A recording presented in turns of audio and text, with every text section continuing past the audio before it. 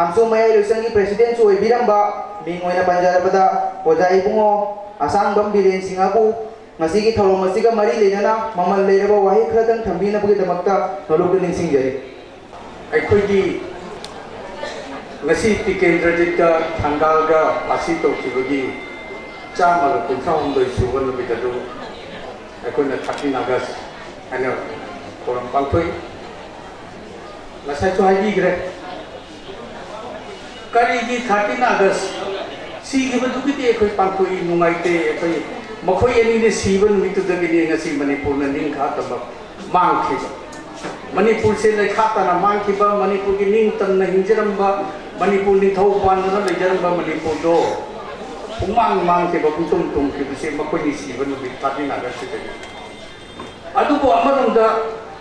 करी की मांग रि नो ना मुछि जे न को मतम ददि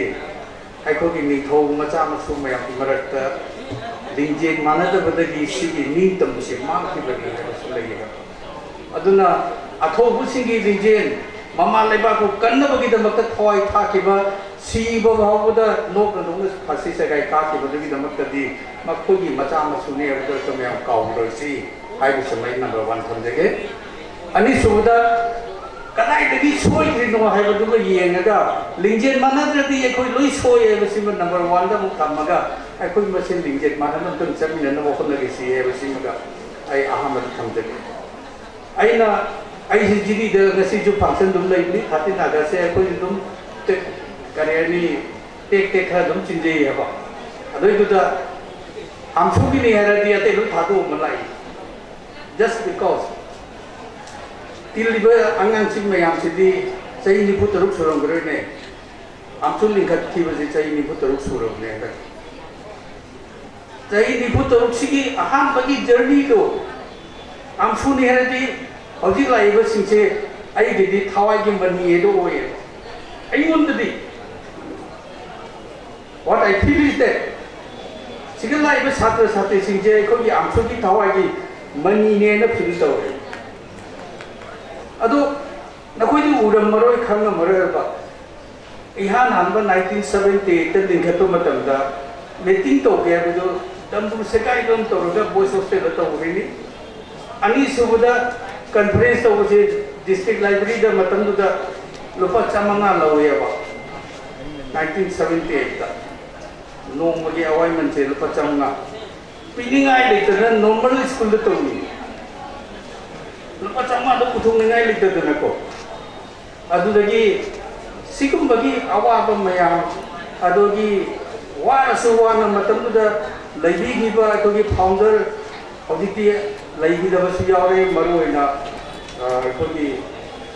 फाउंडर अनि अहुम प्रेसिडेंट ओबिरा बाहुम ममदि लैकिद्रे मखोई बुसु यावनाइना सदांज लेकचरि मरुइना अहान ब प्रेसिडेंट ओबिरंबा तानबा लैबिद्रे स्ट्रोक लैबिद्रे अदोगी मतंदा निरंजन लैबिद्रे अदोगे न खंगदा मनंदगी सु लैबिद्रे ऐसे अरीब फाउंडर नचन सिगी मरक्ता ते लैबिदबा मयाम सु योरम मनी अदु मजेगी नॉलेज लैतरे अदो मखोई सिंगी फाउंडेशन ते निमितसु लैकिदबा सिंग सिगिसु अखोइना फोटो कटगा लै कटपदि तता कारोगे ताइन खल मदुना अखोगी यूनिटी पुरपा अखोगी अहल मनसिं गुनिसन बदे याम मते होयनि आहान बदल लिखतो मतमदा आइगा अमदे अखोगी पुष्पाउसु योरनि तो दा ओदितो वांगामनि किबदो ओजाला कितोन खनो गनि असा कॉलेज की प्रिंसिपल ओरबा दे वे आर द लीडर नुपी इलेक्ट मोसे लीडर मनी मतम को अदु कैदोगे दा मतन दुद अहोन ब समाज म कोरक न बहोना बता बिको द पंजन चंद्रा तिसु परो सरोजिनी सु ले यस अकोगी ओले दरे तो के अनाउंसर अदोगे कमाई तो के हेबदा अवोन बा मा आमसुना पुरकना बहोना द टेक मे बी ए माइनर याम पिकना खनबदी याय मतम दुदा अकोई सिलचर की सेंट्रल रोड सिट का मीटिंग नुपी फनिक सेलगा चटपा कासी याम वाना उबो टाइमिंग ने फनिक सेटी बचल मदी बनिंग दे इधरी ने कोई नेटिंग नुपी लाए नुंगाए ना अकोई वखन नुंगाए बा फनिक सेट बा उरे का वखन नुंगाए बा टाउन मनन दिदा करी सेलम नि खबर में ते जिदा को ने रिकॉग्नाइज तो ngam ri do sari ga salwar ga yam chelamba college ka to mo to ko aduna maitai na tabra je ko recognize to ngam de aduna 1978 ki wari ne hai je 70 chaini bhutar ki mamang ki wari ne adu da oja la kiton china odi le go la kiton china kare ha ge da oja bire akoi maitai nupi mayam ki meeting am to be ai di sati singi to be no bai to ne na bo social meeting to hole nupi mayam kasar college maru ena kasar college ke jisi college ki nupi sing lai adu ta mo khoi ni resolution lo gi bene ba mathang gi week ta ki maitai nupi amata college karak pada pani chetana karak pa yaro ge adu ki minor revolution do yam chawbo impact ama pi ge ba do ki meeting nupi sing phani ina bi to da karak khilu ge de ko da o meeting nupi mayam tami bu rai se adu bi ta khang ye ba ai meeting nupi kaya nipa ke lai tam thamam do ne ha ba samai to da na am chuna batam do ge macha batam do ni yam wa ba ko ni nongpok mai ra nei pu chandra singi leram ba magazine du ka irak ko mayam si di kari phane kai na phane kshetra ke dawi hai kai na yam irak khar jan sari sel ke dawi sari sel ke koi mitai I mang bra kai na yam irak ye ba ko adu di mayam hau gore adu amsuna adu bhaw da social change sama porok na bhaw na da adu ki phane se tu na kari to ge da mitai nuti ki phane सेठी दुना करी तो वे मैतई की फने नफी और दुकान की गलत है दुकान नयन थोड़ के हम दुकान ले जमदे सीधे सीधे करी तो सीधे चंगे दुकान हम ले जम बका तो मैतई की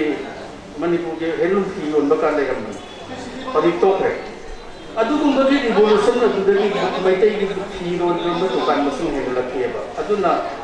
रिवॉल्यूशन है बा अहोंग बपर रिवॉल्यूशन है बदी ahong mo porok pa ni sudden change hai ni aduna ahong mo mo porok na ba na ba ai ko ni chhatra chhatri singi yam thogdang lei ado aina maruina ai ko ni district ki committee sing da amsagi district committee sing da aina haning bati na ko ni membership drive on the tokyo ba high school college to lei ba mayam se membership drive to we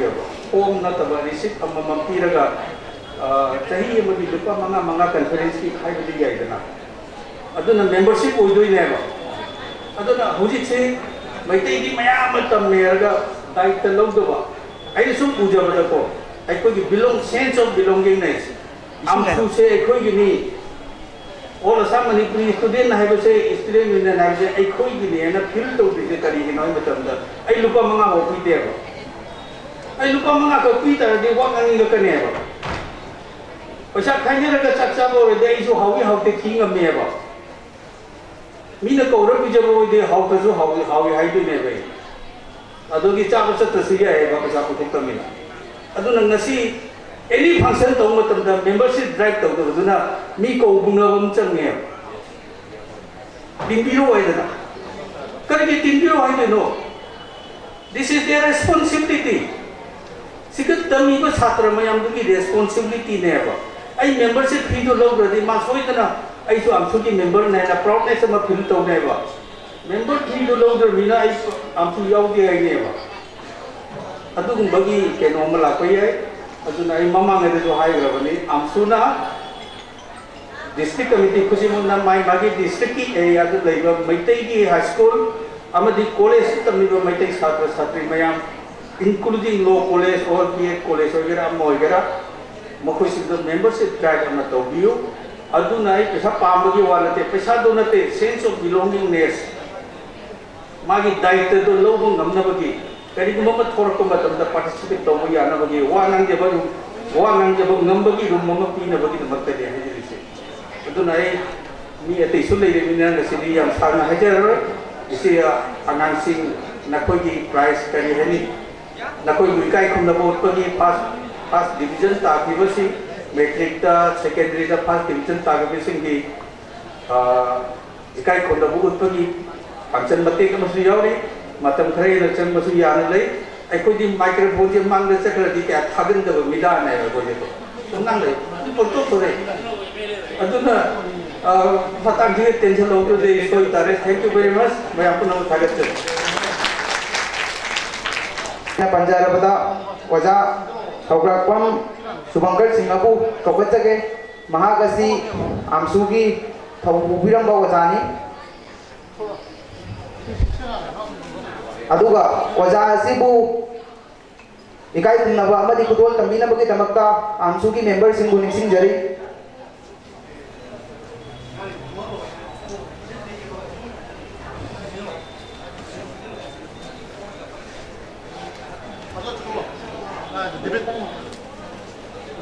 इकाई खुनबदा मतिक चारबा वजा सोग्रापम सुबंकर सिंहबु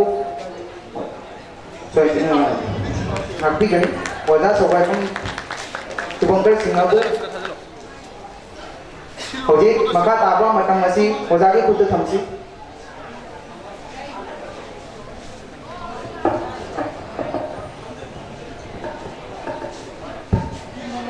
hello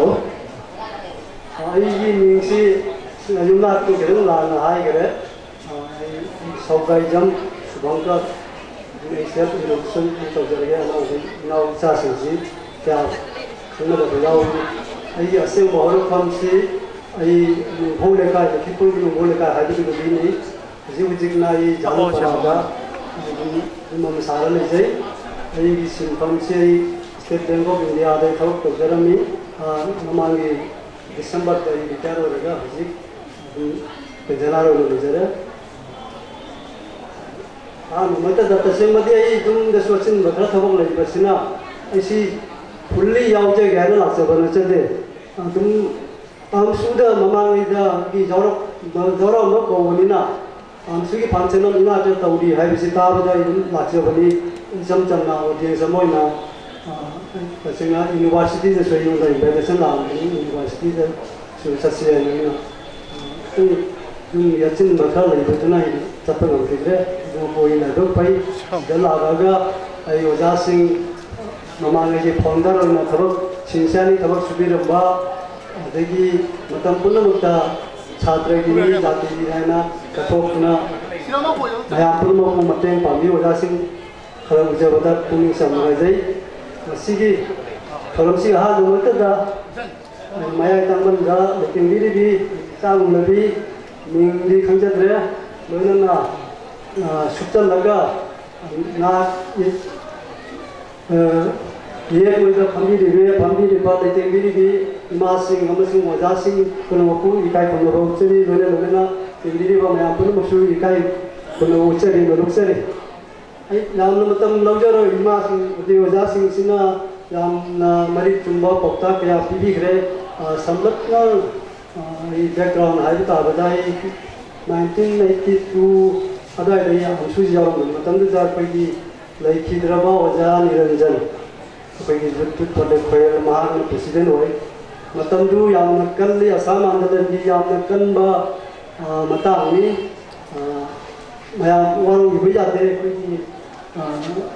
थौरम सिदी कोई थादिन लागासिनि कुंबुदं मना खंनर बाफम नाय मसले इबि तौदतरा किदं नाथैरागा अदम आई के पास experience मसमय हिजिक आई ना आई पुनिंग लगी तुम हाइरिंग बक्तन हाइजगे मैं हमारे गुरु खंजे 1982 अदाइदा खैना गेनुगी आमसु प्रबम तची यामवाय वाय हेदि मरमदि आसाम आंदोलन की सुगी अकनबा कोई आंदोलन तौर मतुंग दे खगलोरे मतम सिदा कोई आसु से कोई आसाम गवर्नमेंट ना पेन तौरगा लेबो मकोइसि उबो पुलिस ना फाबा अदुगी ऑर्डर थोक्तना आमसुसि निरो ले आसुसि निरो ले मदमदुगी कोई पपुलो महंतो मागना आसामी चीफ मिनिस्टर बनी मागना प्रेसिडेंट बिजू कुमार फुकोन नामा सेक्रेटरी होय मखोइसि खोइगी बड़ा भेली से मोइ चेलाई मोइना लाइ कोगी मोइगी इंटेंशन भी करिंतन ते बांग्लादेश बॉर्डर से चलगे एंटियर बड़ा भेली की पोजीशन से मोइ खन लापनी मोइ निरो ले लापनी मखोइना लापसी हेक उबदा पुलिस फाबे अदु मखोइगी सेंटर से कोइ पीगिए कोइना मतम याम फजना मरी लेना की आसुगा अदगी आमसुगा याम फजना मरी लेना कोई tona tinana chaminai aduna mokoi koi mateng lawna koi na mokoi si setup piraga koi na imphal koi ni fuletoli ki ho marak ta bhamoi ko payau ge bani open le to jada duna adu ai ji madam du khara na ha we na madam da ai kenwele internet auditor le ni madam da adigi general secretary na nitai cha na koi ni manabasi mat pin le ramde duga मतलब इसी खरा नांग वो या ना इसी station में लगी हुआ है ना लजन लगा वजह से इसना अपने ये आंसू की लीडर सिंसे में पूरे का बांग्लादेश बॉर्डर भाव सर ना मुझे साबित होगी मुझे ना साबित होगी कि मरम दी तुंगल करी उधर पर जाए तो ये किलोगी तागला अपनी अदुम फॉर्चूनेटली अदुगी मातुगी सही दुदा अदुगी तबली मुझे सत्रह ममतुगी ना 1995 का आसाम की इलेक्शन का AGP ana form to ki mohon AGP form to raga haiba asul pa na pung pudi magna bokoina sarkar sengi populo kumar mantana chief minister hoiga bhiu kumar pokalna home minister hoigi kuji pai ba atul bara ko ji jaw matam du jaw pani aduna sina samlakpa matam du thingi ba warini adu je oga yama bhiu kumar na tapi kare matam du koi paisa kamaina khai ni हम वाबा मतलब लुपा मंगा खाई बदे कोई ने कहा वाना खाई सी लुपा मंगी भेलू मतलब दुगा ले रही मुझे कोई की आंसू की केनु सी पैसा से हम लाए ना खाई बड़ा ये खाली में जो वही केनु तो बा आदम फाइनेंस तो बिना बल ले बगुम बड़ा वाखन जे खाले पैसा खाई बदा कोई ने वाला पतु में यो वादे yang lain lain nama peramu tahu gak sih lu tahu ya tahu di कोई एक सामसु di mana खाई ले करे एक सामसु में आप ना मुझसे हाई हो मतलब दा लेबर ले तब अंगम बखरा दी स्वयं की पांग मना न खाली अदुम अपो कोई की ताबिरे में उसी निजन बिरम में मसे ताई भरते कोई belongingness आई लुपा तारा द पीरसु पीगी बगी मागी भेलु द मसाला खंबक थोई अदुना कोई याम बना तापीर मगुमना सिपाही रिबा आमसुगी बॉडी सिंजना मशीन तरी एवरी स्कूल एवरी कॉलेज पुनः मक्ता कोई एनुअल एडमिशन मतलब दो रसु एनुअल फी लो शुक कायदे कोई कॉलेज से सोचो सिदा कोई आमसुगी लिहो चलगा अदुम मकोई का पूरी गोबनी मोटी पूरी बकाम धारगा कोई आमसुगी यूनिवर्सिटी लुपा यागे फी लो तंदे हेबटु हारसु इदि माइना नेगोशिएशन तौरगा तौबिसु जानी अंदगी अमा खंगना कोई की प्राइवेट स्कूल साइड लेबा स्कूल सिदसु बेदि मचाना गैतम पाइदगी आइना खनदा सिदा होली क्रॉस कंदे अदगी डॉन बॉस्को कॉलेज स्कूल खरखर ममिन खर चप्पा स्कूल सिदा बेदि मसासि खाली याम मरा गाय तमनी मकोई स्कूल सिदा कोई एमआई की याम द्रबदा ओजा अमा खतम की मसिद कोई आमसुगी माइदगी अपील तो देना खली असि मतान सही कॉलेज स्कूल दा मतमदा आइगा ओजा नोयन चांग डॉक्टर नोयन चांगा इक्वेनिसी कॉलेज स्कूल की बॉडी दा पे की मैनेजिंग कमिटी दा जावरा आई चा हम पे कॉलेज स्कूल तम मरमना अभी दा माइ दा थोदो म मसे आई शेयर तो जे मसे वरो बिया दे इक्वेना कोइस लेरिंग सिदा मैत्री रोमेगी ओजा मदी मणिपुरी की एमआईएल की ओजा मदी थमसिको है कोइना खल्लगा गार्जियन मयाम अनाल तम मयाम सिदा कोइ रिक्वेस्ट तोजे कोइ मयाम जिसिना ने गार्जियन मयाम सिंग एप्लीकेशन नंबर पीबे में अनाल सिंग दुगी तंबई मापा ममा मोइना एप्लीकेशन नंबर पीरेगा कोइ मैनेजिंग कमिटी थांगलगा कोइना ओजा मदी थमौसी मथौ तारे मदगी सैलरी अमा मता लाबदा मथौ तारे जानरगा जानत ओरेगसु अखोइन बिया तौसे मदु लबी लेने सिदा लाइबक थीबा हाइगद्रा अयाबा विवेकानंद रोड सोंदा लेबा यामसी एक सर्विसमेन वे मोइगी मापा मामा सिंग एक सर्विसमेन मा गाइनो ओय अदिद मोखोई गार्जियन खरा मना साइन दो यादबे वा करिगिना आई चासे इंग्लिश अनगे लाई मन मेजे तो मनगे लाई ते वाखन से कोई पूरा हंदगी वाली अदुना अदुगी थोडोक त थोपगदगी नसी भावा कॉलेज स्कूल दा मते ओजा मा भव एमआईएल मा हाप त ले अदुबो होनबदि लेपिगनो मसी आमसु मसी पोबिनिबा चाइ ना सिंसिना मसी सु खवाखन खर खनबिरगा ओनली कॉलेज एग्जांपल ओइना पनबगी वारी नि कोइ कॉलेज मफम कोइ सराउंडिंग से सराउंडिंग जो तोबया दगी ꯑꯁꯤ ꯑꯩ ꯀꯩꯅꯣ ꯇꯧꯖꯔꯔꯣꯏꯒꯦ ꯌꯥꯝꯅ ꯃꯇꯝ ꯂꯧꯔꯣꯏ ꯃꯁꯤ ꯃꯊꯪ ꯑꯩꯈꯣꯏ ꯄ꯭ꯔꯣꯒ꯭ꯔꯥꯝꯁꯤ ꯂꯩꯕꯅꯤꯅ ꯑꯩꯅ ꯑꯃꯇꯪꯗꯤ ꯍꯥꯏꯅꯤꯡꯉꯤꯀꯣ ꯑꯩꯈꯣꯏ ꯍꯧꯖꯤꯛ ꯇꯥꯏꯝ ꯃꯦꯅꯦꯖꯃꯦꯟꯁꯦ ꯑꯩꯁꯦ ꯁꯥꯇ꯭ꯔ ꯑꯣꯏꯕꯅ ꯑꯩ ꯏꯁꯥꯃꯛꯁꯨ ꯑꯣꯏ ꯑꯩꯁꯨ ꯕꯦꯡꯛꯗ ꯊꯕꯛ ꯇꯧꯔꯛꯄꯁꯤꯅ ꯃꯇꯝꯒꯤ ꯚꯦꯂꯨꯁꯦ ꯌꯥꯝ ꯐꯖꯅ ꯈꯪꯖꯩ ꯑꯩꯈꯣꯏ ꯃꯇꯝꯁꯤ ꯀꯔꯝꯍꯥꯏꯅ ꯃꯥꯡꯍꯜꯂꯣꯏꯗꯒꯦ ꯍꯥꯏꯕꯁꯤ ꯑꯁꯨꯃꯥꯏꯅ ꯑꯩꯈꯣꯏ ꯊꯕꯛ ꯁꯨꯔꯛꯄ ꯗꯤꯄꯥꯔꯠꯃꯦꯟꯗ ꯁꯨꯔꯛꯄꯅꯤꯅ ꯑꯗꯨꯅ ꯍꯧꯖꯤꯛ ꯇꯥꯏꯝ ꯃꯦꯅꯦꯖꯃꯦꯟꯁꯤ ꯑꯩꯈꯣꯏꯒꯤ ꯏꯆꯥꯁꯤꯡꯁꯤꯗ ꯑꯩꯅ ꯏꯅꯥꯎꯁꯤ ꯏꯆꯥꯁꯤꯡꯁꯤꯗ ꯍꯥꯏꯅꯤꯡꯕꯁꯤ ꯑꯩꯈꯣꯏ ꯑꯃꯁꯨꯡꯁꯨ ꯇꯧꯗꯕ ꯌꯥꯗꯦ ꯁꯃꯥꯖꯀꯤꯁꯨ ꯇꯧꯗꯕ ꯌꯥꯗꯦ ꯂꯥꯏꯔꯤꯛꯁꯨ ꯄꯥꯗꯕ ꯌꯥꯗꯦ ꯃꯤꯊꯣꯏ ꯃꯤꯍꯦꯟꯁꯨ ꯑꯣꯏꯗꯕ ꯌꯥꯗꯦ ꯄꯨꯝꯅꯃꯛꯁꯤ ꯀꯃꯥꯏꯅ ꯑꯩ ꯇꯧꯅꯒꯦ ꯑꯩ ꯏꯁꯥꯅ ꯇꯥꯏꯝ ꯃꯦꯅꯦꯖꯃꯦꯟ ꯇꯥꯏꯝꯁꯦ ꯑꯩ ꯁꯤꯟꯕ ꯇꯥꯔꯦ ꯇꯥꯏꯝ ꯃꯦꯅꯦꯖꯃꯦꯟꯁꯦ ꯐꯦꯂꯔ ꯑꯣꯏꯔꯒꯗꯤ ꯑꯩꯈꯣꯏꯅ ꯃꯥꯡꯗ ꯀꯥꯈꯠꯄ ꯉꯝꯃꯣꯏꯗꯣꯏꯁꯦ ꯑꯗꯨꯅ ꯁꯥꯇ꯭ꯔ ꯈꯨꯗꯤꯡꯃꯛ ꯌꯨꯝꯗ ꯗꯦꯂꯤ ꯔꯨꯇꯤꯟ ꯃꯟꯊꯂꯤ ꯋꯤꯛꯂꯤ ꯃꯁꯤ ꯏꯁꯥ ꯏꯁꯥꯒꯤ ꯀꯟꯚꯤꯅꯤꯌꯦꯟ ꯑꯣꯏꯅ ꯈꯟꯒꯗꯕꯅꯤ ꯁꯨꯝ ꯂꯥꯏꯔꯤꯛ ꯇꯝꯃꯤꯉꯩꯗ ꯂꯩꯔꯒꯁꯨ ꯌꯥꯗꯦ ꯏꯃꯨꯡ ꯃꯅꯨꯡ ꯌꯨꯝꯒꯤꯁꯨ ꯏꯄꯥ ꯏꯃꯥꯒꯤꯁꯨ ꯃꯈꯣꯏꯒꯤꯁꯨ ꯀꯔꯤ ꯑꯋꯥꯠ ꯑꯄꯥ ꯑꯗꯨꯒꯤꯁꯨ ꯌꯦꯡꯕ ꯃꯊꯧ ꯇꯥꯏ ꯑꯩ ꯏꯁꯥꯃꯛ ꯑꯩꯈꯣꯏ ꯈꯨꯜꯂꯛꯇ ꯍꯧꯔꯛꯄꯅꯤꯅ ꯃꯌꯥꯝ ꯍꯥꯏꯗꯣꯛꯄꯗ ꯀꯩꯁꯨ ꯀꯥꯏꯕ ꯄꯣꯠ ꯅꯠꯇꯦ ꯑꯩꯈꯣꯏ ꯁꯦꯕꯣꯠ ꯈꯣꯏꯕ ꯍꯩ ꯂꯧ ꯈꯥꯎꯕ ꯍꯩ ꯂꯧ ꯂꯤꯡꯕ ꯂꯣꯏ ꯍꯩ ꯄꯨꯝꯅꯃꯛꯁꯤ ꯑꯩꯈoi ꯇꯧꯔꯒ ꯂꯥꯏꯔꯤꯛꯁꯨ ꯇꯝꯃꯒ ꯈꯔ ꯑꯦꯗꯖꯁ ꯇꯧꯅ ꯂꯥꯛꯑꯒ ꯏꯁꯣꯔꯅ ꯆꯥꯟꯕꯤꯗꯨꯅ ꯑꯗꯨꯝ ꯊꯕꯛ ꯃꯆꯥ ꯑꯃ ꯐꯪꯕꯤꯗꯨꯅ ꯑꯗꯨꯝ ꯑꯩ ꯑꯉꯥꯡꯁꯤꯡꯁꯨ ꯑꯗꯨꯝ ꯁꯨꯃꯥꯏꯅ ꯇꯧꯅ ꯁꯤꯜꯂꯛꯄ ꯉꯥꯛꯇꯅꯦꯕ ꯍꯧꯖꯤꯛꯇꯤ ꯑꯌꯥꯝꯕ ꯏꯆꯥꯁꯤꯡ ꯑꯉꯥꯡꯁꯤꯡꯁꯤ ꯑꯩꯅ ꯈꯟꯕꯗꯗꯤ ꯃꯇꯝꯁꯤ ꯃꯃꯥ ꯃꯄꯥꯁꯤꯡꯒꯤ ꯂꯥꯏꯔꯤꯛ ꯏꯆꯥꯁꯦ ꯂꯥꯏꯔꯤꯛꯇ ꯑꯣꯏꯔꯁꯨ ꯍꯥꯏꯅ ꯑꯇꯩ ꯃꯐꯝ ꯑꯃꯐꯥꯎ ꯃꯌꯨꯝꯒꯤ ꯌꯨꯝ ꯑꯃ ꯊꯕꯛ ꯑꯃꯐꯥꯎ ꯁꯤꯟꯅꯔꯝꯒꯅꯤ ꯍꯥꯏꯁꯦ ꯊꯥꯖꯗꯦ ꯑꯁꯨꯛ ꯌꯥꯝꯅ ꯈꯨꯗꯣꯡꯆꯥꯕ ꯐꯪꯂꯕ ꯃꯇꯝꯁꯤꯗ ꯇꯥꯏꯝ ꯃꯦꯅꯦꯖꯃꯦꯟꯁꯦ ꯐꯖꯅ ꯁꯤꯖꯤꯟꯅꯁꯤ ꯉꯁꯤ ꯖꯄꯥꯟ ꯍꯥꯏꯕꯁꯤ ꯄꯤꯛꯈ꯭ꯔꯕ ꯀꯩꯅꯣ ꯑꯃꯅꯤ ꯀꯟꯇ꯭ꯔꯤ ꯑꯃꯅꯤ ꯖꯄꯥꯟꯒꯤ ꯏꯀꯣꯅꯣꯃꯤꯛꯁꯨ ꯌꯥꯝ ꯆꯥꯎꯈꯠꯂꯁꯤ ꯀꯔꯤ ꯃꯔꯝꯒꯤꯅꯣ ꯖꯄꯥꯟꯗ ꯃꯈꯣꯏ ꯇꯥꯏꯝ ꯃꯦꯅꯦꯖꯃꯦꯟꯁꯦ ꯌꯥꯝ ꯐꯖꯅ ꯁꯤꯖꯤꯟꯅꯩ ꯑꯗꯨꯒ ꯃꯈꯣꯏꯗ ꯑꯩꯈꯣꯏꯒꯤ ꯑꯁꯨꯛꯀꯤ ꯃꯇꯤꯛ ꯃꯣꯏ ꯂꯦꯕꯔꯔꯣꯏ ꯆꯣꯛꯊꯕ ꯂꯩꯇꯦ ꯃꯈꯣꯏꯗ ꯑꯌꯨꯛ ꯅꯨꯡꯊꯤꯟ ꯇꯨꯝꯕ ꯂꯩꯇꯦ ꯑꯩꯈꯣꯏ ꯃꯇꯝꯁꯤ ꯆꯥꯛ ꯆꯥꯕ ꯐꯥꯎ ꯑꯩꯈꯣꯏꯒꯤ ꯑꯩꯅ ꯁꯨꯝ ꯈꯔ ꯂꯥꯏꯔꯤꯛꯇ ꯀꯩꯀꯥ ꯄꯥꯖꯈꯤꯕꯗ ꯆꯥꯛ ꯆꯥꯕ ꯐꯥꯎ ꯃꯈꯣꯏꯒꯤ ꯁꯤꯆꯨꯋꯦꯁꯟ ꯗꯥꯏꯔꯦꯛ ꯇꯧꯕ ꯀꯥꯟꯗ ꯇ꯭ꯔꯦꯟ ꯆꯠꯇ꯭ꯔꯒ ꯆꯥꯛ ꯆꯥꯏ ꯑꯗꯨꯃꯥꯏꯅ ꯑꯁꯨꯛꯀꯤ ꯃꯇꯤꯛ ꯃꯈꯣꯏ ꯍꯣꯠꯅꯕ ꯀꯜꯂꯤ ꯏꯀꯥꯏ ꯍꯥꯡꯉꯣꯏꯗꯅ ꯍꯥꯏꯔꯒ ꯃꯈꯣꯏꯁꯤ ꯍꯣꯠꯅꯕ ꯀꯟꯃꯟꯕꯗꯒꯤ ꯑꯩꯈꯣꯏꯒꯤ ꯅꯨꯄꯤ ꯃꯆꯥꯁꯤꯡ ꯑꯩꯈꯣꯏꯒꯤ ꯂꯩꯁꯥꯕꯤ ꯂꯤꯔꯕꯗ ꯃꯌꯨꯝ ꯄꯥꯟꯕꯁꯤ ꯃꯔꯥꯡ ꯀꯥꯏ ꯂꯩ ꯃꯌꯨꯝ ꯄꯥꯟꯕ ꯋꯥꯈꯜ ꯈꯟꯕ ꯁꯪꯗꯔꯦ ꯑꯁꯨꯛꯀꯤ ꯃꯇꯤꯛ ꯃꯇꯝꯁꯤꯗ ꯃꯣꯏꯅ ꯍꯩꯅ ꯁꯤꯖꯤꯟꯅꯕ ꯑꯗꯨꯒꯤ ꯃꯈꯣꯏꯒꯤ ꯂꯩꯕꯥꯛꯇꯨꯗꯤ ꯆꯥꯎꯈꯠꯄꯅꯤꯅ ꯑꯩꯈꯣꯏꯒꯤ ꯀꯣꯂꯦꯖ ꯂꯦꯚꯦꯜꯗ ꯇꯝꯈꯤꯕ ꯁꯥꯇ꯭ꯔ ꯁꯥꯇ꯭ꯔꯤꯁꯦ ꯃꯌꯨꯝꯗꯒꯤ ꯄꯩꯁꯥ ꯁ꯭ꯀꯤꯝ ꯇꯥꯟꯕꯁꯨ ꯌꯥꯏ ꯃꯈꯣꯏ ꯄꯥꯔꯠ ꯇꯥꯏꯝ ꯅꯣꯡꯃꯒꯤ ꯄꯨꯡ ꯑꯃ ꯄꯨꯡ ꯑꯅꯤ ꯊꯕꯛ ꯁꯨꯔꯨꯔꯒ ꯑꯩꯈꯣꯏꯒꯤ ꯑꯣꯐꯤꯁꯀꯤ ꯊꯕꯛ ꯈꯪꯗꯦ ꯑꯅꯤ ꯌꯥꯎꯔꯨꯔꯒ ꯑꯗꯨꯒꯤ ꯄꯩꯁꯥꯗꯨꯅ ꯃꯈꯣꯏ ꯑꯗꯨꯝ ꯂꯥꯏꯔꯤꯛ ꯂꯥꯏꯁꯨ ꯇꯝꯕꯒꯤ ꯑꯗꯨꯒꯤ ꯑꯣꯜꯇꯔꯅꯦꯇꯤꯚ ꯃꯌꯥꯝ ꯑꯃ ꯖꯄꯥꯟ ꯍꯥꯏꯕ ꯃꯐꯝꯁꯦ ꯑꯩ ꯊꯦꯡꯅꯖꯈꯤ ꯑꯗꯨꯅ ꯑꯩꯈꯣꯏꯁꯤ ꯖꯄꯥꯟꯒꯤ ꯁꯛꯇꯨ ꯆꯞ ꯃꯥꯟꯅꯕ ꯁꯥꯗꯥꯅ ꯗꯣꯛꯇꯔꯗꯥꯅ ꯆꯞ ꯃꯥꯟꯅꯕ ꯉꯥꯛꯇꯅꯤ ꯑꯩꯈꯣꯏꯁꯨ ꯃꯔꯛ ꯃꯔꯛꯇ ꯃꯈꯣꯏꯒꯤ ꯗꯦꯁꯇꯨꯗ ꯀꯃꯥꯏꯅ ꯇꯧꯔꯤꯁꯦ ꯑꯩꯈꯣꯏ ꯀꯩꯅꯣ ꯇꯧꯔꯁꯤ ꯑꯩꯈꯣꯏ ꯈꯔ ꯑꯗꯨꯝ ꯍꯧꯖꯤꯛꯇꯤ ꯒꯨꯒꯜꯗ ꯌꯨꯇ꯭ꯌꯨꯕꯇ ꯂꯣꯏ ꯐꯪꯕ ꯉꯥꯛꯇꯅꯤꯅ ꯀꯃꯥꯏꯅ ꯃꯦꯅꯦꯖ ꯇꯧꯁꯤꯁꯦ ꯃꯁꯤ ꯑꯩꯈꯣꯏ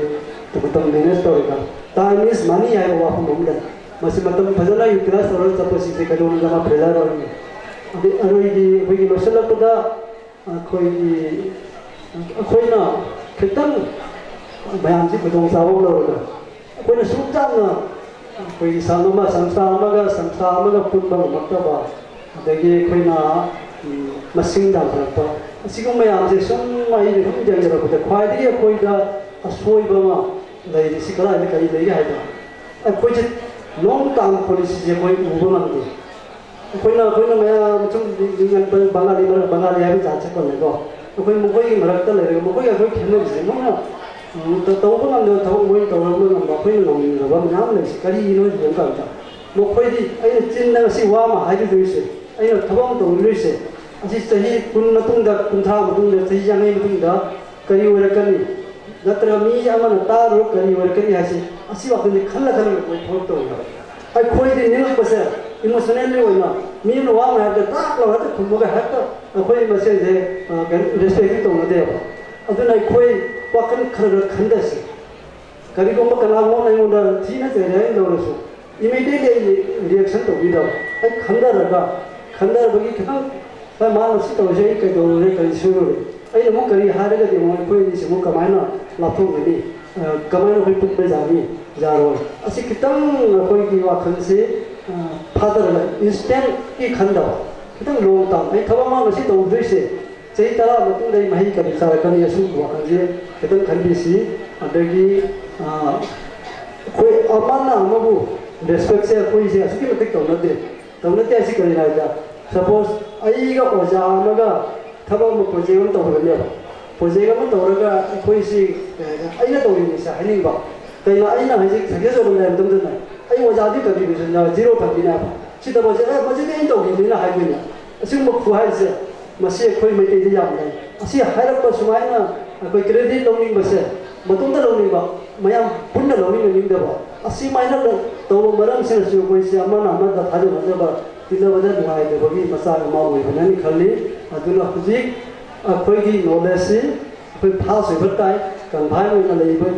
ya de पृथ्वी से मुझे मोबाइल में लोग फोटो करते नहीं अपने मोबाइल से फजना एक्टिविटी तौरगा एवरी केनो भी सुधार थबो की मदान सुको जस्ट एग्जांपल आई नु ले हाजर है आई जान की हम पोई को आई जान की हन दुगा याय में से थबो तो मखोई अतुम यूट्यूब त मोबाइल तौरगा तुम ना थबो की